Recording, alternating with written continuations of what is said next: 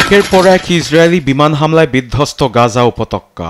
এখন পর্যন্ত যুদ্ধে ঠিক কত বিমান হামলা চালানো হয়েছে তা নিয়ে চাঞ্চল্যকর প্রতিবেদন প্রকাশ করেছে তুরস্কের বার্তা সংস্থা আন্দোলু এজেন্সি।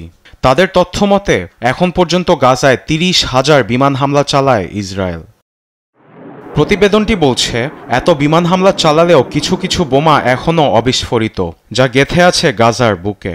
জাতিসংঘের মাইন অ্যাকশন সার্ভিসের ২০২৪ সালের রিপোর্ট অনুযায়ী প্রায় ৭৫০০ অবিস্ফোরিত বোমা ছড়িয়ে ছিটিয়ে আছে গাজা উপত্যকায়। প্রতিবেদনের তথ্যমতে যান্ত্রিক ত্রুটি থাকার কারণে বোমাগুলো বিস্ফোরণ হয়নি, তবে এসব বোমা সক্রিয় থাকতে পারে বছরের পর বছর। এতে যে কোনো সময় ঘটতে পারে ভয়াবহ বিস্ফোরণ। এমন পরিস্থিতিতে ফিলিস্তিনের হাজারো সাধারণ মানুষ মৃত্যু ঝুঁকিতে আছে বলে জানিয়েছে বিশেষজ্ঞরা। সামাজিক যোগাযোগ মাধ্যমে সম্প্রতি অনেক ছবি দেখা গেছে যেখানে শিশুরা বোমাগুলোর উপর বসে খেলছে, যা নিয়ে আন্তর্জাতিক মহলে তৈরি হয়েছে শঙ্কা। পুরো গাজা জুড়ে সব বোমা নিষ্ক্রিয় করতে লাগবে কমপক্ষে ১৪ বছর। দরকার বোমা নিষ্ক্রিয়কারী দল। এর আগে বাড়িঘর ও গুরুত্বপূর্ণ স্থাপনা খালি করার পরামর্শ দিয়েছেন বিশেষজ্ঞরা।